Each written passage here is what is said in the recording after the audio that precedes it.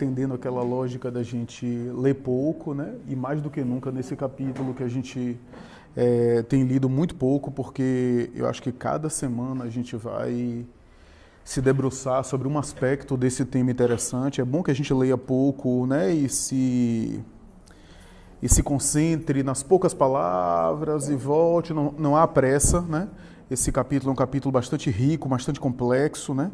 E até para fazer realmente desdobramentos e até especulações, ilações em torno do texto colocado, que versam sobre sexualidade, e talvez até deduções em torno daquilo que André Luiz não colocou, se omitiu em torno da sexualidade, porque à época talvez eram conceituações e temas não tão ventilados, né? Então isso é interessante a gente tentar colocar aqui, né?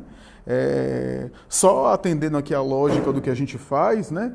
Maria Ângela Lacerda, né, frequenta o Irmã Sheila, o grupo do Evangelho da gente lá, né? Ela trouxe uma visita aqui ilustre, né? Interestadual, né, Jussara? Jussara de Minas Gerais? Eu moro em Minas, eu morei aqui 25 anos e me mudei para lá depois que me casei. Moro em Coronel Fabriciano, no leste de Minas Gerais. Agradeço muito a oportunidade de estar aqui hoje. Sou admiradora do Flávio. Maria Ângela me deu esse prazer de participar do grupo, onde eu aprendo muito. Seja bem-vinda, sejam muito bem-vindas, e as duas. Eu frequento a casa espírita onde eu moro, chama Allan Kardec, o grupo espírita Allan Kardec. Ah, bacana. Jussara Boto. Jussara, prazer. Você? Oi, Patrícia, prazer. Patrícia, de vez em quando eu vou lá copiar as coisas dela para colocar no meu Instagram. Prazer, Patrícia. Sejam muito bem-vindas, né, as duas, fiquem à vontade. Jussara tem feito esse contato e tudo, acompanha os raciocínios lá de Minas Gerais e a gente vai aproveitar você que está aqui durante aqui esse período, né, para estar trocando figurinha com você, inclusive, né. Bom, esse capítulo é um capítulo como a gente começou, né, na primeira oportunidade, falando de alguns conceitos gerais em torno de sexualidade. É um capítulo que André Luiz aborda de uma maneira muito cuidadosa, conforme a gente comentou na última vez, né. Eu comentei que há um pós-fácil na obra Sexo e Obsessão de Filomeno de Miranda, que faz alusão a esse capítulo no Mundo Maior, dizendo que Chico Xavier, quando psicografou esse capítulo, o Emmanuel parece ter suprimido boa parte desse capítulo, uma percentagem significativa desse conteúdo, por causa dos tabus e preconceitos da época. Então, o que a gente tem aqui, se a gente for seguir a colocação de Chico, já é uma parte reduzida daquilo que André Luiz teria escrito na época. E aqui ele coloca de maneira muito cuidadosa a respeito de como abordar a questão da sexualidade humana em uma época que a gente ainda não sabe lidar com sexualidade humana. No fundo, o Calderaro está colocando aqui dessa forma. Sexualidade é uma coisa que não dá para estabelecer ainda, inclusive roteiro, uma pedagogia específica, porque faltaria professores. Não haveria professor que teria condição pedagógica de estar à frente, né? Porque os instrutores encarnados em termos de sexologia e até de psicanálise são criaturas também que estão tentando entender a sexualidade e estão engateando em torno desse assunto. Bezerra de Menezes, na década de 80, por Chico Xavier, escreve uma página sobre sexualidade falando algo assim também, dizendo que a ciência humana ainda engatinha na infância sobre esse assunto. E aqui, André Luiz faz algumas considerações que tocam um pouco nos temas da psicanálise freudiana. Novamente, ele toca no tema, né? Colocando sobre muito cuidado a prática do passado de negar, reprimir, até sufocar a experiência sexual de uma forma negativa, né? A repressão sexual nunca foi algo que funcionou ao longo dos tempos. Da mesma forma que a psicanálise considera o fenômeno sexual como algo muito mais abrangente do que apenas o contato carnal da coabitação de duas pessoas, mas como o fator psíquico que está por detrás de uma série de construções culturais, psicossociais.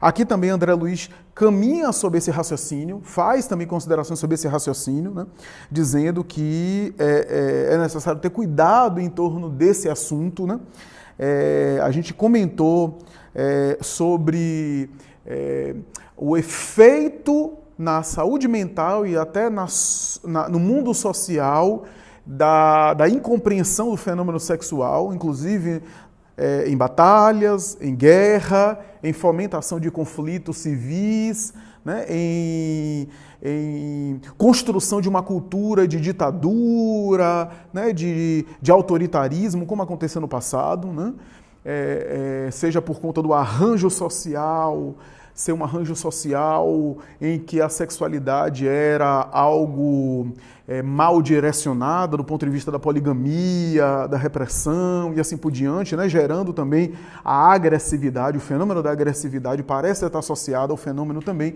da sexualidade. A psicanálise freudiana vai por esse caminho, né? Dizendo que a agressividade é também o efeito da libido, se a gente considerar a libido de um ponto de vista mais abrangente aqui, né? Não apenas o desejo carnal, mas a energia que move o psiquismo, né? Daí a timidez, na visão freudiana, também é uma forma de lidar mal com a sexualidade, o recalque e assim por diante, né?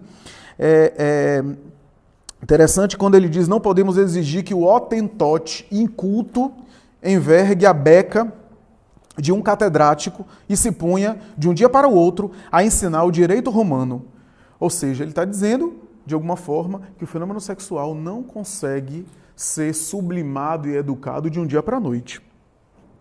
E há fases características, né, que é necessário respeitar, necessário compreender, né? Tem um colega nosso que costuma citar aqui a experiência de Francisco de Assis, né? Que alguns irmãos da caridade que seguiram ele na ordem franciscana não aguentaram alguns por conta da exigência do voto de castidade, se desvinculou da ordem franciscana, colaborando de maneira mais distante, mas se consorciando, né? Atendendo aquela observação paulina, né? Que é melhor casar do que abrasar-se, né? A expressão paulina a esse respeito, né? Embora Paulo fosse advogado ferrenho do celibato, pelo menos nas epístolas dele dá a entender isso, né? É por conta da experiência também pessoal dele, mas ele entendia esse fenômeno, né? E alguns seguidores do Francisco acabaram se afastando da ordem franciscana, né? Ou pelo menos colaborando de maneira indireta por conta disso, sob o estímulo do próprio Francisco, né? Do que mantê-los em uma castidade falsa e gerar, portanto, perturbações muito piores, muito maiores, né, do que uma vida de consórcio, uma vida matrimonial, uma vida sexual saudável e equilibrada, e não uma vida de repressão, para o qual, às vezes, a criatura não tem um temperamento. Essa é mais ou menos a ideia, né? Porque aqui a gente está lidando com um fenômeno que é muito difícil, né? Um fenômeno que tem, como a gente comentou, o fenômeno sexual... a potência sexual talvez seja uma potência das mais complexas, né, porque envolve algo que é, ao mesmo tempo que tem um aspecto físico, tem um aspecto psíquico. Né? Eu comentei aqui, citando o exemplo do estômago. O estômago é tão sublime quanto o sexo. Né? Deve ser visto com tanta naturalidade quanto o sexo. É um departamento da vida humana. Mas o estômago talvez tenha uma dimensão muito mais física do que psíquica, ainda que o psiquismo possa interferir no fenômeno da digestão.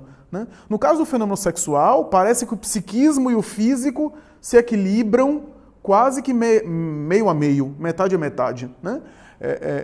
Para que haja funcionamento, né, da vida sexual, é necessário aquilo que os psicanalistas chamam de desejo, fantasia, tudo isso do mundo subjetivo, que varia de pessoa para pessoa, né?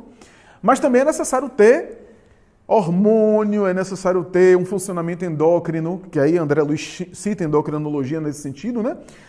Que também seja capaz de viabilizar, porque a função é da alma, como todas as funções são da alma, mas que se expressa através de um corpo, de células específicas, né, de expressões orgânicas específicas. Então isso é importante a gente pensar, o que significa dizer que o sexo tem a ver com o comportamento do espírito ao longo das suas múltiplas experiências, resultando no produto de que ele é hoje e que ainda não é totalmente compreendido, né?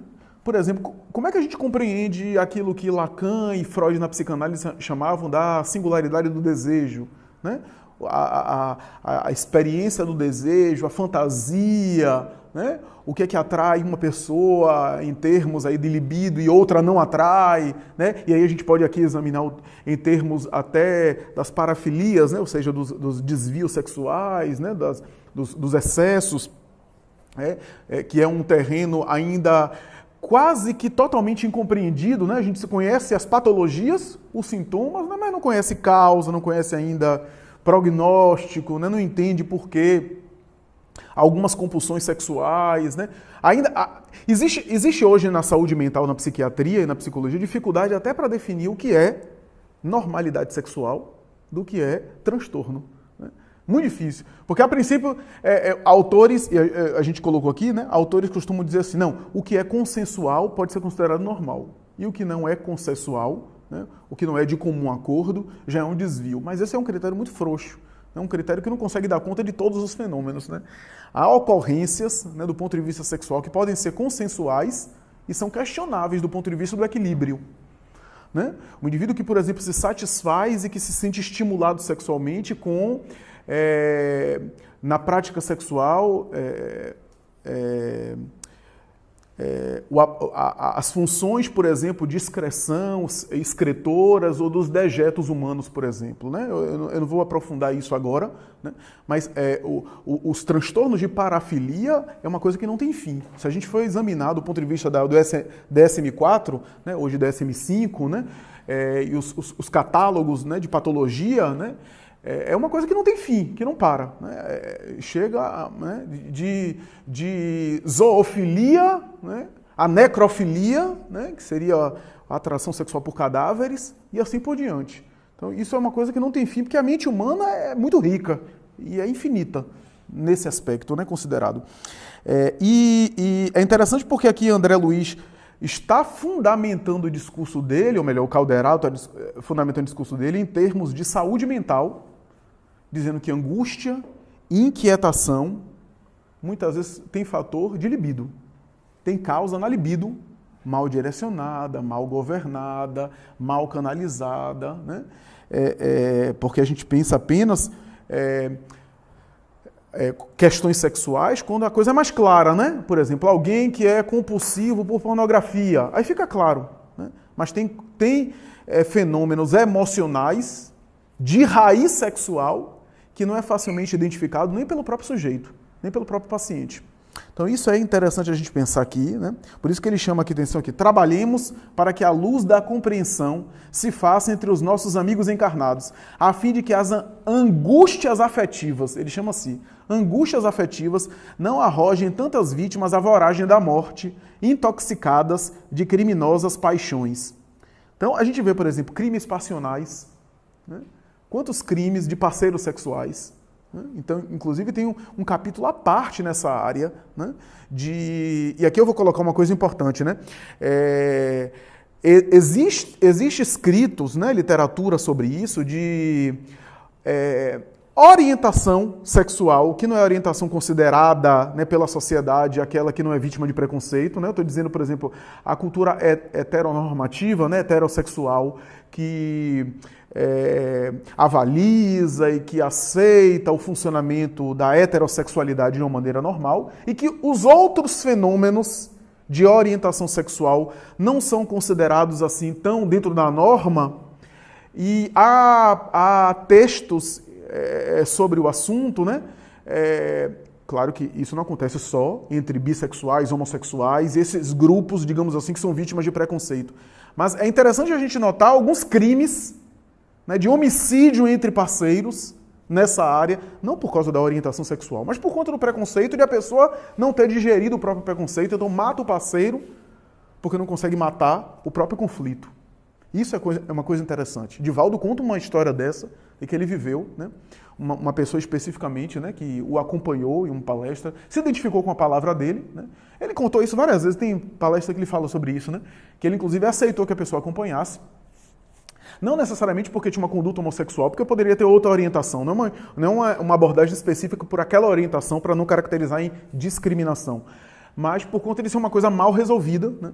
E a pessoa acompanhou até que em determinado momento, um local que ele estava, né, que ele estava fazendo palestra, a pessoa se identificou com outra, né, e ele disse: meu filho, você acabou de conhecer a pessoa, já vai para um quarto de hotel com esse. Não, eu vou me desfazer aqui, não vou participar do seminário que o senhor vai fazer, não.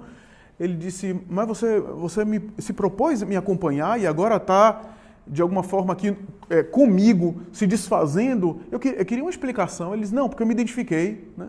E aí eu quero ter essa experiência. Aí o Divaldo disse: olha, cuidado, porque essas coisas fortuitas assim, independente, né, do tipo de preferência ou de orientação sexual, pode ser às vezes um conflito mal digerido.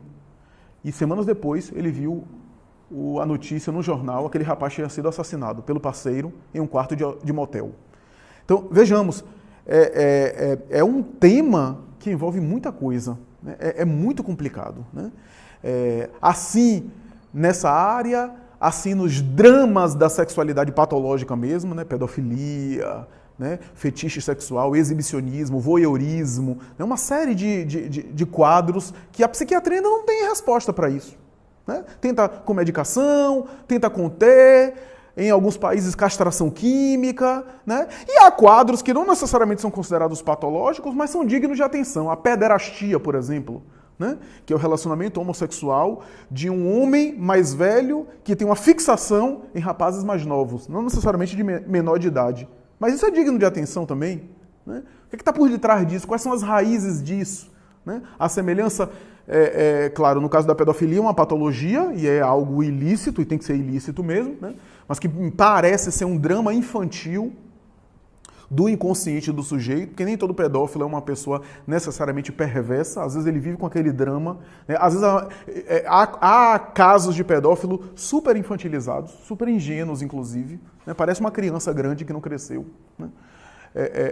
Então, veja que o fenômeno da sexualidade é muito complexo, não é fácil de entender em poucas palavras, e aí André Luiz diz assim: o ciúme, a insatisfação, o desentendimento, a incontinência e a leviandade alastram terríveis fenômenos de desequilíbrio. Ou seja, ele está dizendo aqui nesse parágrafo que esses fenômenos aqui, ciúme, insatisfação, podem e comumente são também fenômenos da libido. Então, por isso que eu estou dizendo que o fenômeno é mais abrangente. Quantas vezes eu tenho ciúme de amizade? Isso é da libido também, porque a libido tem a ver com posse, com desejo, né? Desejo de reter, né? Então, a gente tem isso, né? Comumente, nas nossas vidas, nas nossas relações, porque, repetindo, a libido não é apenas para a expressão, a manifestação, né, sexual, propriamente falando, né, do ato sexual em si. E aqui eu gostaria de fazer uma consideração antes de passar a palavra, que é o seguinte: por isso que a gente costuma dizer, baseado naquela questão do Livro dos Espíritos, os espíritos têm sexo, questão 200, não conforme o entendeis. E aí a gente até já debateu isso aqui, já discutiu isso daqui, né? Se não conforme o entendeis, não é nem não, nem sim, né? É não conforme o entendeis. E os espíritos normalmente são diretos, né? Ou é sim ou é não, né? Essa resposta não conforme o entendeis, né? Ou seja, os espíritos não têm sexo conforme nós entendemos, não têm sexo no sentido de gênero e não têm sexo no sentido de prática sexual conforme nós entendemos. Por quê? Porque não tem corpo. Espírito não tem corpo. Então não tem corpo, não tem aparelhagem endocrinológica, mas tem a mente, que conserva as suas tendências, as suas predileções, as suas preferências e se desdobra e prossegue no corpo espiritual com aquilo que alimenta, né? Então, o corpo espiritual é uma realidade energética, digamos assim, né? Que guarda aquilo que o espírito cultiva durante a vida física também, né? E se manifesta além do túmulo, não com a prática propriamente da reprodução, né? Mas à semelhança de alguém que pode ter um impedimento físico para a prática sexual, mas tem uma mente que vive com a realidade sexual cultivada no mundo interior, né? Joana de Ângeles tem uma abordagem nesse sentido que ela faz uma alusão, né? Que às vezes os indivíduos optam pela abstinência sexual, mas não necessariamente mudam a mente. E aí a gente vê, por exemplo, aquela ideia, né, de funcionar sexualmente em que a pessoa não digamos assim, não tem vida sexual, né? A gente viu isso na Idade Média, né? Notem como era interessante alguns indivíduos que ficaram conhecidos na história como inquisidores da Inquisição, como eram criaturas sexualmente atormentadas, né? E que tem um autor de psicologia que fala isso, né? Que o fogo que eles incendiavam na labareda das suas vítimas era o fogo do seu tormento sexual que ele não conseguia apagar no seu mundo interior, né? Projetando nos seus fiéis os seus conflitos, né? Torquemada, Inácio de Loyola, né? Pessoas muitas vezes atormentadas. Não faziam sexo, mas eram pessoas depravadas. Depravadas. Viam tudo com malícia, tudo com maldade. Então, veja como o fenômeno sexual é complicado, né? Aí a gente tem o Francisco de Assis, que eu citei hoje na palestra, hoje cedo, estava com o Jorge, que era um homem da cultura medieval, um espírito nobre. Mesmo um espírito desse teve dificuldade, a princípio, na juventude, né? É célebre a passagem que ele se joga num roseral de espinhos, né? Se corta todo, se ensanguenta todo, né? Porque a mentalidade dele era castigar o corpo para diminuir o desejo. Hoje a gente sabe que isso daí é obsoleto, é ultrapassado, era a mentalidade que ele tinha, a compreensão que ele tinha. É óbvio que a gente não vai repetir esse padrão, mas era a forma que ele se jogava na neve, né, congelada, queimava-se no gelo, se jogava em espinhos de rosa, né, para afligir a carne, por conta de ele não conseguir dar conta do desejo sexual, né? Então não é fácil, é um fenômeno, o fenômeno da reprodução é um fenômeno muito forte, né, um fenômeno complexo, aliás, deve ser um dos fenômenos mais ricos, porque é por onde a vida se manifesta. A reencarnação se opera através da fecundação sexual. Então deve ser uma coisa muito rica, né? Deve ser visto como algo sublime e não como algo pecaminoso, né? Deve ser olhado como a gente olha para o coração, para o pulmão, é uma função, né? No caso do sexo, é uma função psicofísica. Todas são, na verdade, todas residem na alma, mas no sexo, propriamente falando, é algo psicofísico, né? De maneira talvez mais contundente, né? Como eu falei aqui na reunião passada, né? A função do estômago, se eu deixar de comer, eu vou caminhar para o óbito, né? Ainda que haja gente que diz que se alimenta de luz. Eu acho que essa luz tem sabor de bacon, mas tem isso. Agora, ninguém morre necessariamente por não fazer sexo, né? Por abdicar da prática sexual, porque não é uma coisa que necessariamente ataque a sobrevivência, né? Mas tem outras repercussões e tem gente que enlouquece, né? A depender... O que André Luiz está falando aqui é o seguinte, que a loucura em boa parte dos casos tem fatores sexuais, né? Ou melhor, a gente pode dizer que o sexo desorganizado pode caminhar ou pode empurrar a pessoa para a loucura, para transtornos psicóticos sérios, né? E aí a gente vê, por exemplo, quem visita manicômio, hospitais psiquiátricos, vê que o paciente, vítima de algum quadro de transtorno mental sério, quase sempre tem a sexualidade desorganizada, né?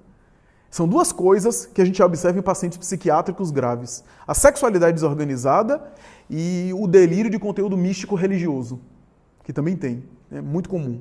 São dois fatores que acarretam e que sobrecarregam muito o paciente psiquiátrico. Quase que geral, né? Isso. Porque, quer dizer, então a gente tem aí um fenômeno, né, bastante interessante. Eu só vou aqui colocar uma coisa que talvez em próximas reuniões a gente pode desenvolver, que é o seguinte: hoje a sexualidade é entendida de uma forma que no passado não era entendida muito bem. Aqui André Luiz cita a questão da possibilidade de, no futuro, a genética alterar o sexo do embrião. O que não significa dizer que alterar a psique do reencarnante. Isso é uma coisa interessante da gente examinar. Aqui eu vou colocar só de maneira rápida para ilustrar, tem um vídeo no Raciocínios, mas só de maneira rápida para ilustrar. Hoje, uma das teorias mais fortes a respeito da sexualidade são os 4 pilares da sexualidade humana, né, que tentam entender sexualidade humana através de 4 grandes eixos, né, que é o primeiro, o sexo biológico, gênero, que é masculino ou feminino, que tem a ver com o DNA, né, ou seja, aí eu não vou entrar no mérito, mas assim, as células nossas, ainda que você faça cirurgia de redesignação sexual, de mudança de sexo, a sua célula tem o DNA, o XYXX, que é o DNA do seu nascimento. Esse conceito é um conceito muito controverso, tem gente que tenta negar a ideia do sexo biológico, mas há um sexo biológico, né? Sexo biológico é o seguinte, o masculino ou feminino, né? Ou seja, o gênero, né? É claro que há alterações né, do chamado, aspas, pseudo-hermafroditismo, que eu não vou aqui entrar agora por esse fenômeno, que é ainda um fenômeno mais complexo ainda, mas genericamente falando, sexo biológico é esse. Né? O segundo item dos 4 pilares, dos 4 eixos, o segundo item é o chamado papel sexual. Papel sexual tem a ver com posturas psicológicas de raízes da sexualidade, ou seja, sexo é uma coisa, a sexualidade é uma coisa mais abrangente. Tanto é que alguns autores entendem a questão do livro dos espíritos que a gente citou, a questão dos entes, como o seguinte: o espírito não tem sexo, mas tem sexualidade. Porque a sexualidade são elementos psicológicos muito mais abrangentes do que a prática sexual em si. Mas não vou entrar agora por isso aqui, porque a gente pode discutir isso de maneira mais contundente. O que é importante a gente falar é o seguinte: nesse segundo item, papel sexual tem a ver com posturas culturais e sociais que são associadas mais ao feminino ou ao masculino. Então, por exemplo, mulheres que desempenham papéis sexuais que culturalmente é mais associada ao papel masculino, homens mais ao papel feminino e vice-versa, né? Que são papéis, posturas, tem a ver, portanto, como eu me funciono do ponto de vista comportamental. O terceiro item é um item muito conhecido, que é orientação sexual, ou seja, para onde o meu desejo se orienta. Então o indivíduo pode ser alguém que é uma mulher caminhoneira, exerce, portanto, um papel sexual que é mais culturalmente de ordem masculina, e o terceiro item, orientação sexual, não é necessariamente homossexual, pode ser heterossexual, embora o papel sexual seja mais masculino. Né? Veja como uma coisa interessante. E aí a gente vê, por exemplo, nessa teoria, as combinações possíveis, muito interessante, né? É um sexólogo e psicólogo italiano que elaborou essa teoria. E o último, que é chamado identidade sexual, alguns chamam de sexo cerebral, que é a forma como eu me vejo, como eu me enxergo, que esse é talvez o conceito mais complicado, mais difícil de entender, e é a partir desse conceito que a gente explica os transgêneros, os transexuais, né, e uma série de fenômenos. E ainda assim a gente não consegue entender tudo, né, mas esse é o papel, essa é a ideia de como é que eu me vejo internamente, né? Então a gente tem várias combinações para a gente entender isso, que a gente pode depois citar aqui alguns exemplos, a gente ter uma ideia nesse sentido. À luz do pensamento espírita, a gente pode entender o seguinte: o espírito reencarna num corpo masculino ou no corpo feminino, sexo biológico. A depender das suas experiências, ele vai internalizando na sua psicologia tendências mais masculinas ou tendências mais femininas, que vai se manifestar em futuras reencarnações, em papéis sexuais. A princípio não tem nada a ver com orientação, seja hétero, seja homo, papéis sexuais. E se por acaso ele vivencia experiências continuadas em um sexo e reencarna de maneira abrupta por uma necessidade reencarnatória, quem explica isso é Emmanuel em Vida e Sexo, em uma outra polaridade biológica, ele pode levar suas tendências de outra encarnação, e se houver uma tendência muito forte a ponto de sobrepor as suas características anatômicas e dos hormônios que ele agora carrega na encarnação atual, a ponto do psiquismo predominar, a gente tem alguém que tem uma preferência homossexual, por exemplo, onde, por exemplo, psiquicamente ele tem uma realidade, fisicamente ele tem outra. Então, isso é a explicação espírita que se dá. Se o conteúdo da outra encarnação é tão forte, ou mais intenso, porque eu acredito que seja uma questão apenas de intensidade. Há homossexuais que não necessariamente, por exemplo, só para citar, há homossexuais masculinos que não necessariamente querem se vestir de maneira feminina. Há homossexuais femininos que muitas vezes se vestem de maneira feminina, com os vestidinhos, cheio de bordado, cheio de bibelô, cheio de coisa. E há outros sujeitos homossexuais, né? Mulheres homossexuais, portanto, que adotam um estilo de conduta mais parecido ou mais próximo do comportamento masculino, cortam o cabelo curto, usam apenas calça jeans, e assim por diante. Então, isso varia, eu acho que é só uma questão de intensidade do conteúdo. Se a intensidade é tão forte, já caminha para transexualidade, que o indivíduo se sente tão incomodado no corpo em que está, que ele quer alterar a sua forma a ponto de fazer uma cirurgia, por exemplo, ou de se vestir de uma forma do gênero oposto, do gênero que não é o seu gênero biológico, né? E assim por diante. Essa tese é uma tese que é defendida por Emmanuel, que alguns espíritas, inclusive, discutem, dividem-se, né? Porque Emmanuel disse isso em torno da sexualidade, e tem um autor específico no meio espírita que diz que isso não é bem assim, porque homossexualidade é uma coisa, transexualidade é outra, isso é verdade. Mas eu acho que Emmanuel está dizendo em termos de... Eu defendo a ideia de que só há... A diferença é a intensidade do fenômeno, né, das matrizes anteriores, né, o fenômeno da orientação sexual, das posturas, né, dos grupos sexuais de minoria, assim, também um assunto muito complexo, que tem estímulo dessa encarnação, pode ter, mas sobretudo tem um fator de reencarnação anterior. O indivíduo traz uma tendência, né? Já se tentou explicar, por exemplo, a homossexualidade como estímulo infantil. Um garoto que é estuprado, por exemplo, e desenvolve homossexualidade. Há casos assim. Mas nem todo garoto que é estuprado, às vezes o garoto é estuprado e é heterossexual, pai de família, sofreu uma violência na infância e depois, né, não necessariamente desenvolveu a homossexualidade. O que está por detrás disso? É aquele garoto que foi vítima de um estupro, que trazia uma tendência anterior, o estupro foi um gatilho para liberar alguma coisa que de repente estava ali guardada, de experiências anteriores, de repente, em outra polaridade sexual. E assim por diante. Então veja como o fenômeno sexual é complicado, é difícil de entender, não é simples. E aqui eu estou falando de maneira geral, tem muito mais coisa do que isso, né? A questão de associação de sexualidade, tormento sexual e agressividade. O feminicídio, por exemplo, pode ser um fenômeno que tem raízes realmente sexuais perturbadoras, né? Onde o sentimento de posse, né, chega a ponto da loucura de alguém exterminar outra vida, né, de alguém assassinar outra pessoa, né?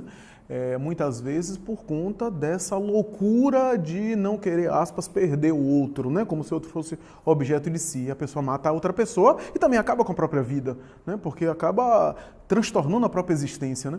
Então, veja que às vezes isso daí tem realmente fenômeno sexual por detrás, porque é algo de natureza irracional. A libido, do ponto de vista físico, está associada à testosterona, seja no homem, seja na mulher, né? E a testosterona é um hormônio da agressividade. É o hormônio da proatividade, é o hormônio da iniciativa, dos enfrentamentos e também da agressividade. Né? A agressividade aqui não no sentido necessariamente negativo. A agressividade pode ser algo positivo ou negativo. Né? Não é necessariamente violência, que é a agressividade voltada para algo negativo. Né? Mas, de fato, esse é um fenômeno ainda pouco compreendido também, essa ideia, né, de associar o desejo. Mas aí a gente pensa, né? Talvez por isso, eu estou falando aqui em termos endocrinológicos, que André Luiz cita, né? De que a testosterona está associada ao desejo sexual e à agressividade. Seria essa talvez a associação de que o sujeito masculino tende a ser mais agressivo e tende a ser mais, até demandar mais sexualmente. Em termos gerais, o homem quase sempre demanda mais, né, sexualmente, tem mais desejo. A gente pega os casais, por exemplo, via de regra, eu faço isso até pelo recorte populacional que eu tenho, por exemplo, na minha atividade profissional. Né? Eu diria que de 10, 9 casais que têm queixas sexuais é parte do homem, né? A queixa de que não há sexo suficiente, né, que a mulher não a acompanha, raríssimas situações onde há o contrário. E quase sempre quando há o contrário, a situação é até mais dramática do ponto de vista da ajuda psicoterapêutica. Né? Mas se há o contrário, se há exceções, é porque o sexo não é só algo que possa ser explicado a nível de testosterona, porque todo homem, ainda que a mulher coloque G5, G6, aqueles implantes atrás, tome até testosterona, faça até uso de anabolizante, os homens têm sempre uma quantidade maior de testosterona, chega a ser 10, 12, 15 vezes mais do que a mulher. Então, por que às vezes uma mulher tem mais libido do que um homem, embora seja mais raro? Por que uma mulher tem mais libido às vezes do que um homem? Né? Em que pese ela tenha menos testosterona. Né? Aí a gente pega às vezes um casal que não tem baixa de testosterona nenhum e nenhum dos dois tem desejo sexual, porque tem a parte psicológica, a parte emocional, às vezes o casal não está bem, né? Tem a parte do relacionamento. Né? E aí a mulher tem menos libido, mas, por exemplo, no aspecto emocional, a subjetividade feminina é mais rica, né? Quando há admiração, quando há uma série de outras coisas que às vezes o homem não valoriza tanto e a mulher tem desejos, né? Na relação conjugal, na relação entre os parceiros. Né? Então veja como a sexualidade é complicada, né? Complicada. Mas de fato parece que esse fenômeno da agressividade está associado. Né? Estupro e abuso infantil quase sempre associado ao sexo mais masculino, né? Eu digo no sentido do abusador, né? É raro a gente encontrar uma figura abusadora que seja do sexo feminino. Né? Quase sempre é um sujeito do sexo masculino. Na pedofilia, no abuso sexual. Raríssimas vezes a gente encontra uma criatura que é do sexo feminino que abusa, por exemplo, de crianças. Né? Bem mais raro. Né? Então, eu acho que a parte física também conta, né? Mas não é só isso. Não? Tem um filme interessante de alguns anos, Kevin Bacon, se não me falha a memória, o ator hollywoodiano, que é O Lenhador, se não me falha a memória, esse é o nome do filme. É um filme já antigo. Que o filme é interessante, na época que foi lançado, eu me lembro que houve grupos, inclusive de colegas meus de psicologia, que sentaram para assistir o filme e debater, né? Porque o filme narra a experiência da pedofilia do ponto de vista do pedófilo. Então os conflitos dele, ele passa por uma escola e aquele tormento, porque o estereótipo do pedófilo é alguém que tem tendências sociopatas, tendências psicopatas, que são insensíveis e têm empatia e fazem aquilo para destruir as crianças. Né? Essa é a ideia que passa. Uma pessoa cruel, não necessariamente. É claro que há, às vezes, alguém portador de pedofilia e que, além disso, tem traços de personalidade antissocial. Né? Claro que tem. Às vezes coadjuvando ali ou com um outro quadro. Né? Mas há muitos quadros, né, de pedófilos que sofrem, né, que se atormentam, que pensam em suicídio. É muito comum. Né? A ideia de suicídio. Né? Eu me lembro de uma pessoa especificamente no consultório que falou assim... Flávio, se você olha, por exemplo, para uma mulher e acha atraente, se coloque no meu lugar, eu olho para uma criança e me sinto excitado. Então, imagine para você como é que é isso para mim, porque eu sei que é errado. Eu prefiro me matar do que fazer alguma coisa com uma criança. Eu passo por algum local que tem criança, eu fecho os olhos. E realmente era uma pessoa que tinha uma estrutura familiar equilibrada, valores, né, inclusive de religião. Né, e ele se atormentava, ele dizia, eu me mato, mas não faço nada com uma criança, ele dizia para mim. E realmente é um sofrimento. Né? Teve um, inclusive, aqui em Salvador, que foi um estudante, inclusive, da Baiana de Medicina, que foi pego há alguns anos, tem uns 3, 4 anos, né? Que ele foi tão ingênuo, era uma pessoa tão infantilizada, inclusive, que ele próprio foi se entregar. Né, nesse sentido, e inclusive deu à polícia material pornográfico de pornografia infantil. Era uma pessoa, as pessoas que conheciam ele sabiam que ele era ingênuo, né, assim, infantil, etc. Então foi levado, foi preso. Né? Então tem realmente esse estereótipo, né, e tem realmente esse quadro. E as ciências de saúde mental não sabem ainda como lidar com isso. Né, como fazer? Análise, medicação... Né, autoconhecimento, talvez seja um traço que o indivíduo já traga de outra encarnação, não é fácil. Por isso que quadros como esse, a gente não tem ainda uma receita única para todo mundo. Né? A gente não tem ainda o entendimento do fenômeno sexual de tal forma que a gente diga assim, é esse caminho para todo mundo. Para uns é um caminho, para outros é outro caminho, porque em matéria... Por isso que Emmanuel diz, né, que se a gente estabelecesse uma escola de educação sexual, não teria professor. Eu não teria professor com autoridade moral de dizer assim, eu sou resolvido sexualmente para ensinar alguém. Não tem. É um fenômeno da alma. Eu acho que vai demorar muito ainda para as próximas gerações para a gente entender isso, né? Para a gente ainda compreender isso. Acredito que nem uma coisa nem outra, nem necessariamente o ser liberal no sentido da liberalidade excessiva, né? Porque a gente vê também transtornos, inclusive depressão, por uma liberação exaustiva, cansativa, uma saturação do fenômeno sexual e depressão, transtorno emocional por isso, nem um recalque desse. O problema desses, aspas, profissionais do sexo é que é um caminho quase sempre sem volta. Quase tão ou talvez mais difícil do que a dependência química. A vivência nesse âmbito. Para sair, às vezes, é muito difícil, porque a pessoa se vicia, se acostuma a lidar com esse mundo dessa forma, a obtenção de lucro dessa forma, e é muito difícil sair. Normalmente vai matando a sensibilidade afetiva. Fica como se fosse uma máquina de fazer sexo.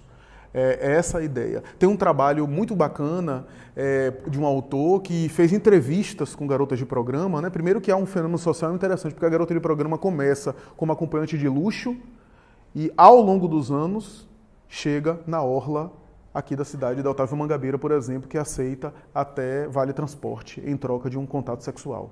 Começa como garota acompanhante de luxo, que de repente uma noite é, sei lá, R$1.000, R$2.000, R$3.000, né, que tem site, etc. E há um fenômeno social de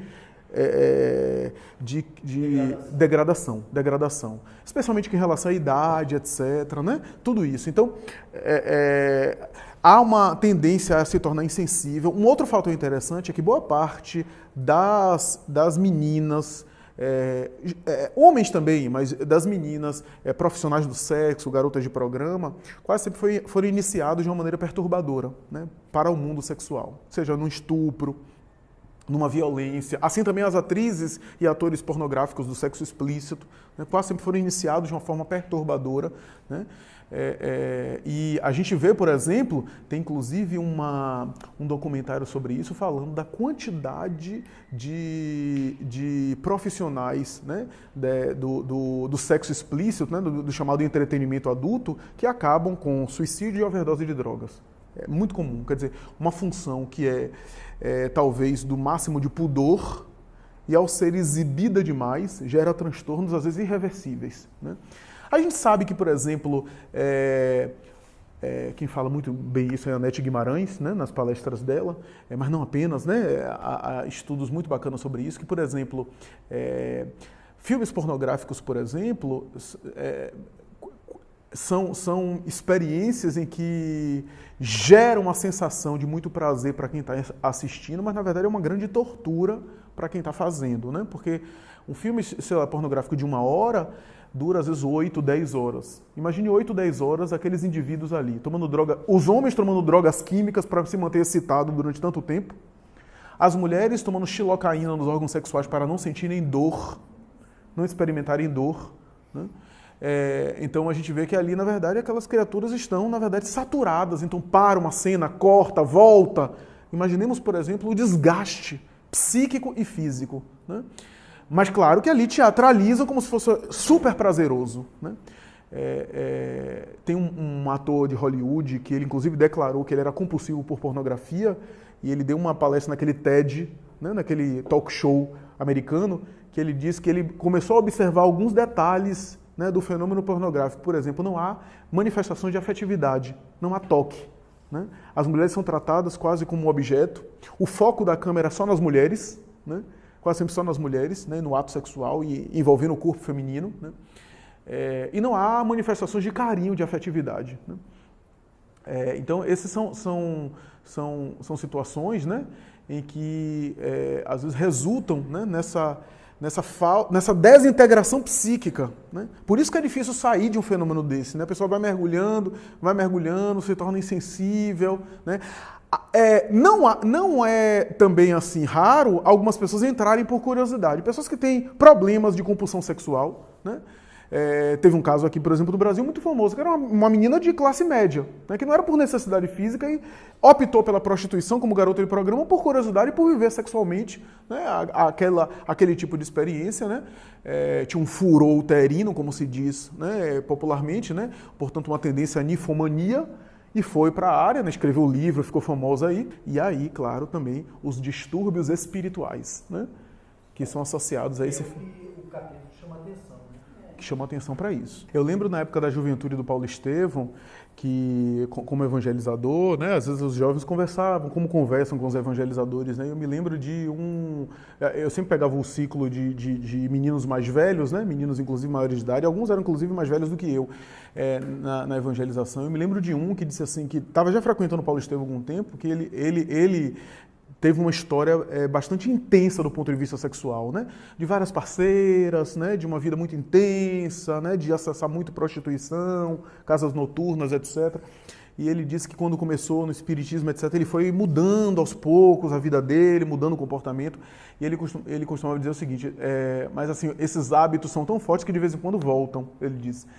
Voltam a tentação, a tendência, né? Ele já tinha uma relação monogâmica assim estável, mas de vez em quando o fetiche de procurar outras pessoas. Veja que coisa interessante, que isso a psicanálise fala. Curiosidade tem a ver com libido. Então quando a gente fica assim, naquela coisa da vida alheia, a gente está, na verdade, acionado pela libido. Sabe aquela coisa de ficar fazendo fofoca da vida alheia? Isso é libido, né? Da mesma forma que a curiosidade de acessar um site para ver, de repente, alguém sensual, né? É a mesma coisa, porque tem a ver com curiosidade, né? Libido tem a ver com isso. Por quê? Tem a ver com criatividade, Libido tem a ver com criatividade, né? Daí a criatividade de criar formas para a reprodução ou criar formas espirituais e assim por diante, né? Então ele dizia que de vez em quando batia aquela curiosidade de ele, de repente, ter uma experiência diferente da relação monogâmica que ele tinha, de apelar, né, para outra coisa, de buscar, inclusive... Eu até para conversar com ele, mas rapaz, você tem uma relação monogâmica estável, por que isso? Ele dizia assim, Flávio, inclusive, a minha excitação maior é, inclusive, do sexo pago, porque tem uma relação de poder. Olha o poder e sexo envolvido, a relação de poder, eu estou pagando. Né? Veja que coisa interessante. E aquilo me excita. E aí ele falava o seguinte, que o que ajudava muito ele era que de vez em quando a coisa estava insuportável, além de ele tomar passe no centro, ele ia para instituições visitar pessoas enfermas que tinham corpos deformados. Então, o leprosário de Águas Claras, eu nem sei se recebe visita hoje, mas na época ele visitava bastante. Né? Hospitais de tuberculose, o antigo Ernesto Simões, né? O Santa Terezinha. Né? Alguns locais onde os enfermos não inspiravam desejo nenhum para ele. Então, quando ele via aqueles corpos alterados, baixava logo a bola dele. Né? Porque ali não inspirava sensualidade, inspirava outra coisa. Né? Eles, comigo isso funciona. Claro que nem com todo mundo, cada remédio para cada questão. Né? Mas com ele funcionava muito isso. Né? Porque ele tinha realmente uma compulsão. Né? Tem alguns transtornos desse sexo não consensual, que é o estupro, né? O sexo por violência. No mundo de hoje, em que a coisa mais fácil é conseguir um vínculo sexual consensual, né? Mas que há alguns estudos que apontam que essas criaturas, né, às vezes atormentadas pela libido, se excitam justamente pelo sofrimento da vítima. É uma tendência sádica, né, na verdade, sádica. A ideia de que, de repente, se houvesse sexo consensual, eles não se sentiriam excitados, empolgados. Rapaz, que negócio complexo. Eu estou aqui viajando, falando cada um. Bom, se é assim, se a questão do sexo ele reflete em todos os sentimentos, que realmente eu tenho também essa dúvida, né? Então, Freud realmente está certíssimo. Né? Ele veio e abarcou tudo, apesar de um falar, não é bem assim, tem outras coisas. Mas se todos, você falou assim, poxa, a curiosidade, né, ela tem um reflexo na questão sexual e todos os outros sentimentos têm, então podemos dizer que sexo é o psique, é a mente, né? É o espírito, né, se a gente for falar isso. Então, se isso é verdade, o espírito tem sexo, né? O espírito tem o psique, tem a mente. Então, a atitude de um espírito em função ao sentimento que ele vai ter, tem uma questão sexual aí, ou bem trabalhada ou mal trabalhada, né? Já que o sentimento, ele reflete uma questão sexual. Então, nesse sentido, o espírito tem sexo e tem muito sexo, porque ele tem sentimentos muito bons e outros transtornados. Tirando essa questão do sexo como só a questão do ato sexual, né? Isso. Então, nessa proposta, aí eu começo a entender a proposta do André Luiz de Calderaro, que ele traz a questão dos sentimentos. Que já que sexo é sentimento puro, na verdade, é o sentimento que tem que ser refletido através do equilíbrio, né? Vamos dizer assim, buscar equilibrar isso. Como Jesus chama lá, né? Educação dos sentimentos, né? Quando ele faz aquela comparação com Hanan, que ele veio, né? Ele compara o cisel e a pedra, né? Não há cisel melhor do que a vontade, e não há, né, melhor mármore do que os sentimentos, né? Então, trabalhar educando os sentimentos. Então, a proposta, na verdade, é educar o sexo, né? Vamos dizer assim, educar os sentimentos. Isso. E a partir desse processo educativo, você vai se liberando de vícios, que na verdade não é vício do sexo, é vício da alma que se reflete no sexo. Então, assim, o que é causa, o que é consequência, o que é efeito, o que é pra gente, né? Então, na verdade, o sexo é um efeito de um processo de desagregação, de descontrole dos sentimentos. Então a gente pode parar para pensar o seguinte: o espírito de luz, o espírito nobre, né? O espírito puro, como é que ele tem esses sentimentos? É equilibrado, né? Os sentimentos bem equilibrados, ânima e o ânimo, né? Todo esse processo. Então, na verdade, aí você fala assim, não tem professor para isso? Eu acho que tem. Dentro, se a gente parar para pensar, tem. Quem é um professor? A própria psicologia é um professor, né? A própria terapia, o autoconhecimento, porque você se conhecendo os seus sentimentos, você começa a entender melhor ele, e esse entendimento faz com que você vai se ajustando. O professor, para mim, são eles. Né? O professor, a questão da religiosidade também é um professor, a religiosidade. As religiões trabalham isso, né? O autoconhecimento. Esse é sentimento, tudo isso é trabalhado. A psicologia, a religiosidade, né? as outras terapias, né? que sejam.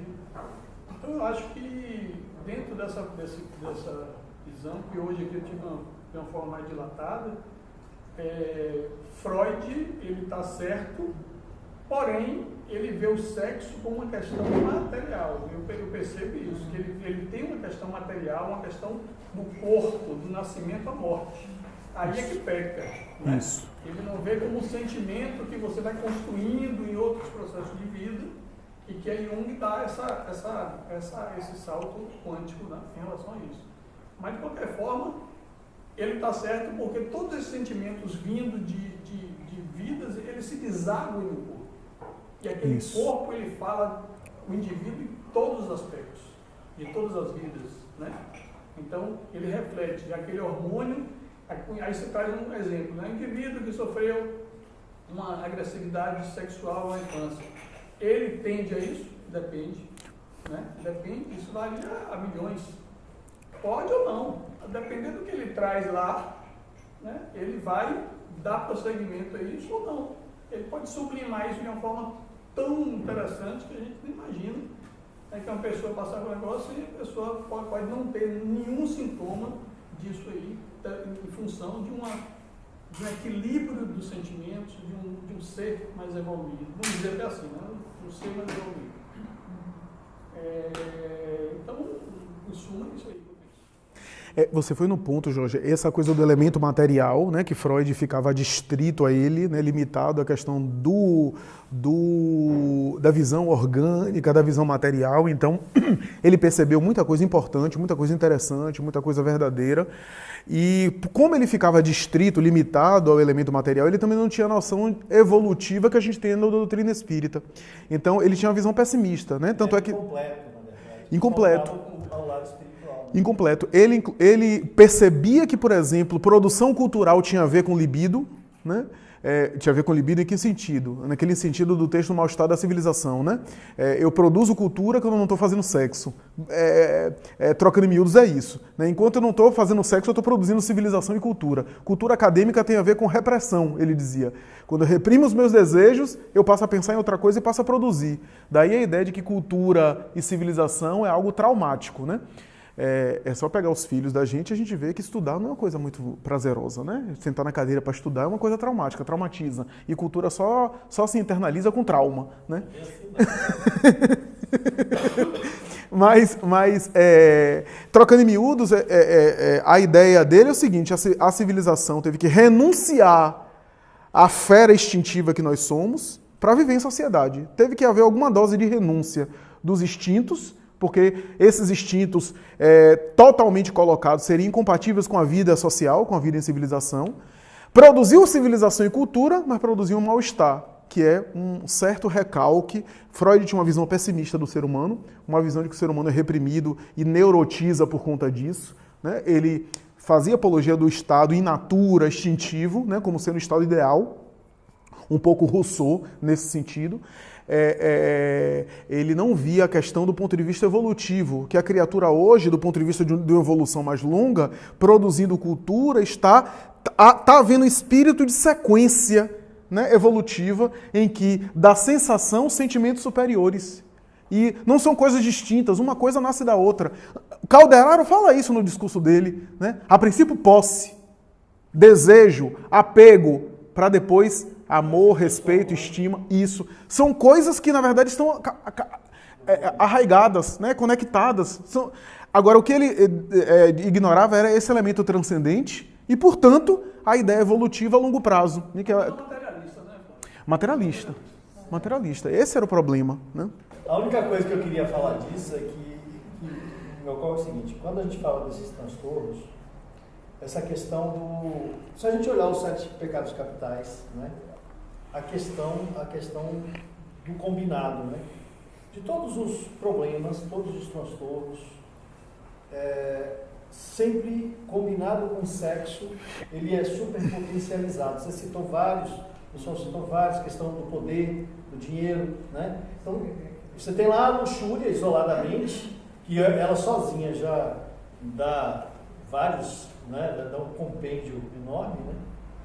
Mas ela combinada, vamos observar que ela combina com todos os outros, né? Todos os outros pecados capitais, todas as outras distorções de visão, de evolução espiritual, né? Então ele vai mexer em cada um deles, potencializando, é como se fosse um catalisador de todos esses problemas.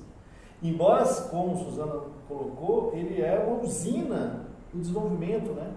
Socioeconômico, né? E do indivíduo, né? Então o sujeito, por impulso sexual, acaba enveredando para o casamento, tendo que trabalhar, se acabar, gerando progresso, não sei o quê, passar a vida toda por impulso sexual, né? É isso. E me lembro também o seguinte, uma coisa interessante, teve um fato histórico, que eu não me lembro se foi confederados na Guerra dos Confederados Americanos ou se foi na Arábia Saudita, que teve uma guerra, olha que interessante isso, uma guerra, e os dois grupos de mulheres dos dois lados da guerra, aquilo estava perpetuando, não acabava, e elas resolveram fazer greve de sexo, obrigando eles a fazerem as pazes, entendeu? Os dois lados. Eu não lembro essa fonte direito, mas isso é histórico.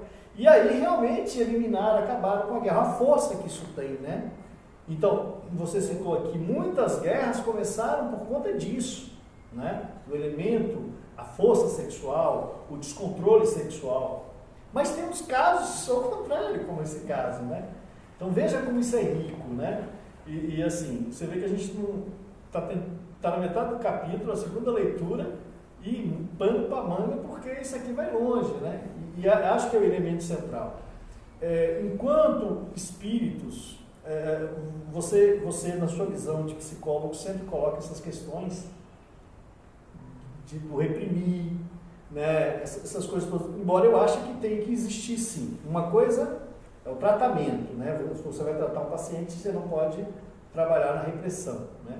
Mas nós, enquanto indivíduos, nós não viemos para cá para sermos plenos, né? Nós viemos para tratar determinados conflitos e oxalá a gente consiga debelar uma boa parte deles que estão no nosso programa, né? Nós não viemos para ser plenos. Não é essa a proposta de um mundo de prova e expiação. Lá no de regeneração, quem passar para lá vai saber como é, né? Entendeu? Então, e a questão sexual, ela permeia isso tudo.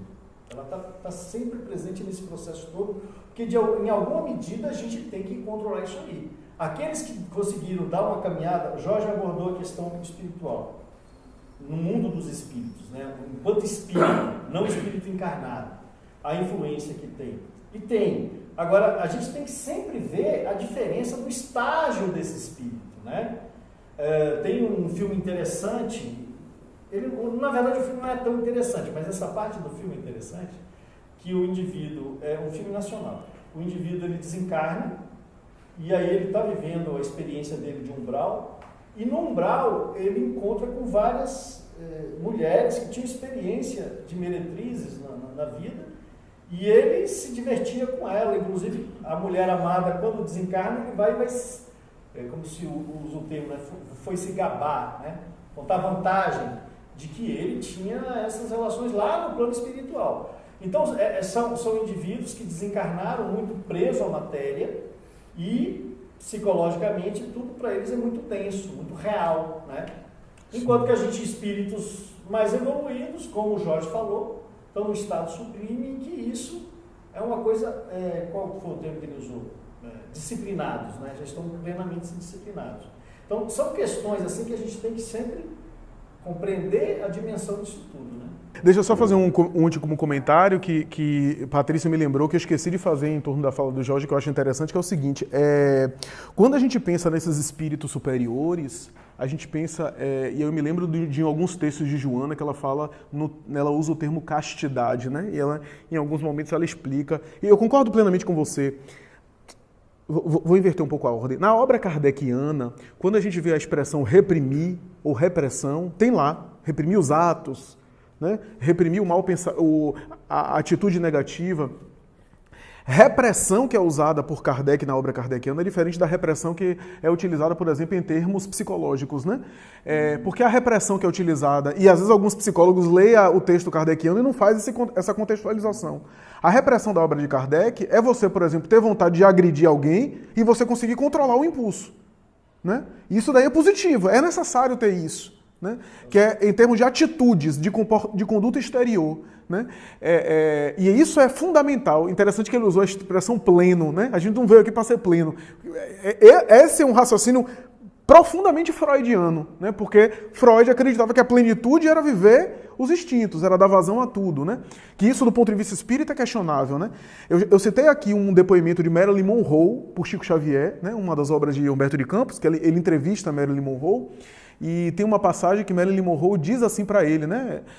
Que a imprensa americana não tinha razão em considerá-la suicida, porque ela não optou intencional e deliberadamente pelo suicídio.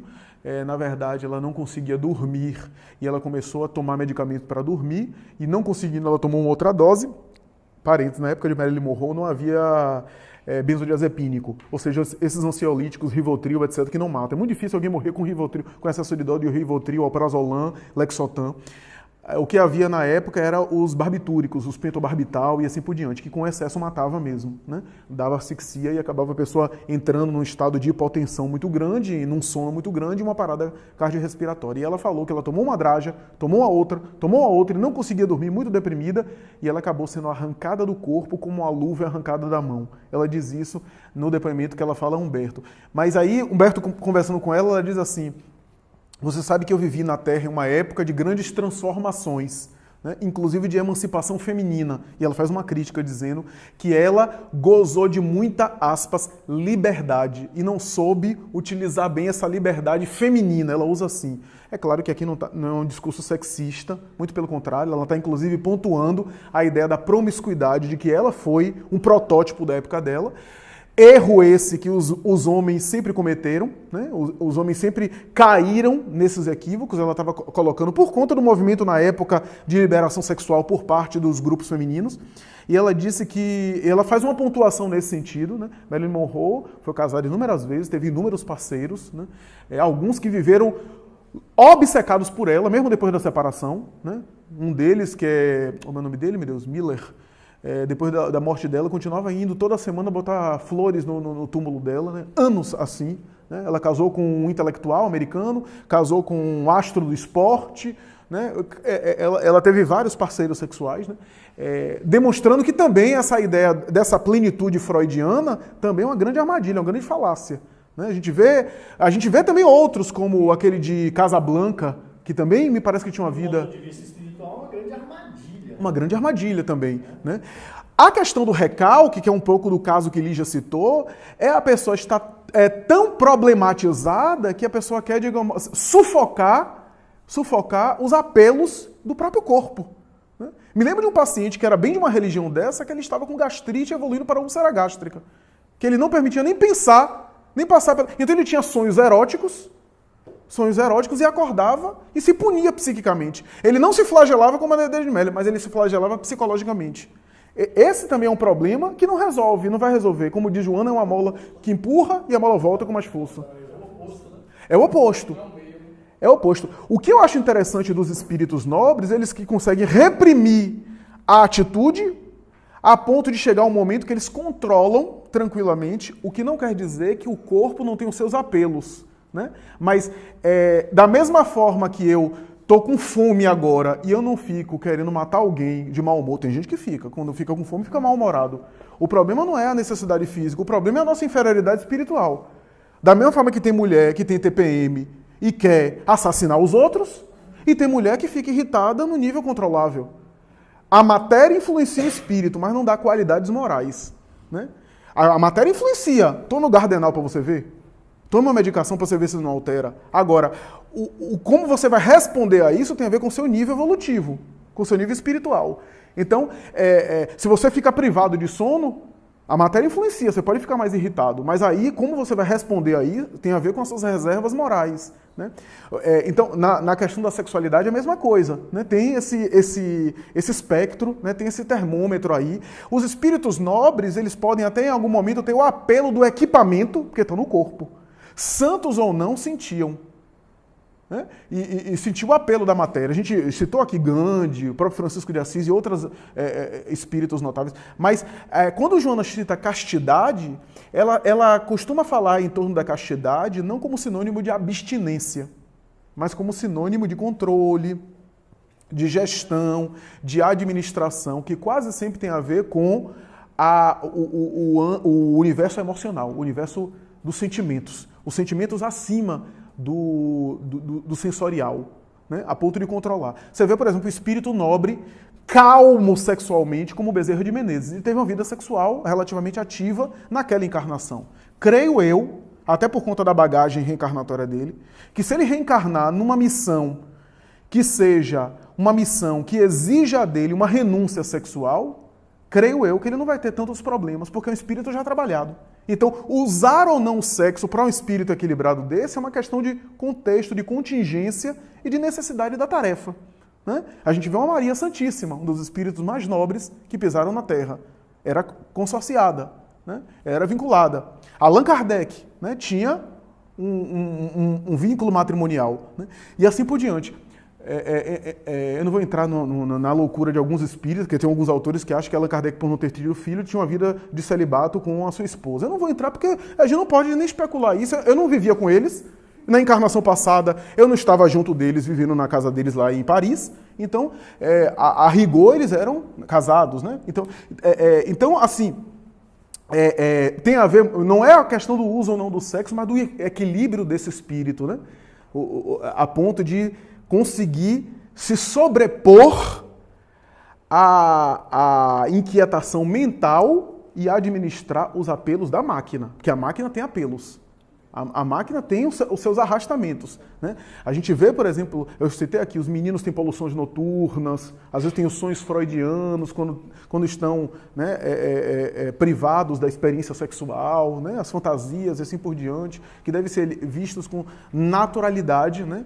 Divaldo conta isso, que ele via isso de uma maneira muito atormentada e assim por diante, né? Então, é um fenômeno muito complexo, um fenômeno muito, muito delicado, né? Mas tem a ver com isso. E talvez, Patrício, a ideia aí desses espíritos mais calmos sexualmente falando, né? Mais tranquilos sexualmente falando, tem a ver com algo da ordem do emocional, né? Porque, veja bem, por que, em alguma medida, a emoção da gente toma conta a ponto de a gente alterar, por exemplo, um apelo sensorial? Você pode estar, por exemplo, com muito desejo, aí você recebe uma notícia trágica. Perdeu o desejo. A não ser que você seja aquele... Quem vê os filmes de La Von Trier vai ver uma cena antológica de um anticristo que narra um pouco isso, né? É um casal cuja mulher era ninfomaníaca, né? E o filme começa... La Von Trier é meio doido em termos, né, de produção cinematográfica, mas ele é genial ao mesmo tempo, né? E o filme Anticristo começa com o casal tendo um vínculo sexual e a mulher está no clímax quando vê o próprio filho do casal na janela. E ela não quer parar o sexo e o filho se joga pela janela, né? Por conta de estar próximo do orgasmo. O filme começa assim, La Von Trier tem essa coisa de jogar o conflito para quem assiste, né? Chama O Anticristo o filme. Depois eu acho que ele trabalha mal o desfecho, mas o início do filme é muito interessante nesse sentido. Mas de via de regra você recebe uma emoção, você perde fome, né? Altera seu sono e também mexe com a libido, né? Com a parte instintiva da libido. Se eu consigo alterar isso por uma notícia ruim, por que não, com emoções positivas, eu não consigo também gerenciar isso e colocar o sexo a serviço de... né? Eu acho que é mais ou menos nesse sentido, né?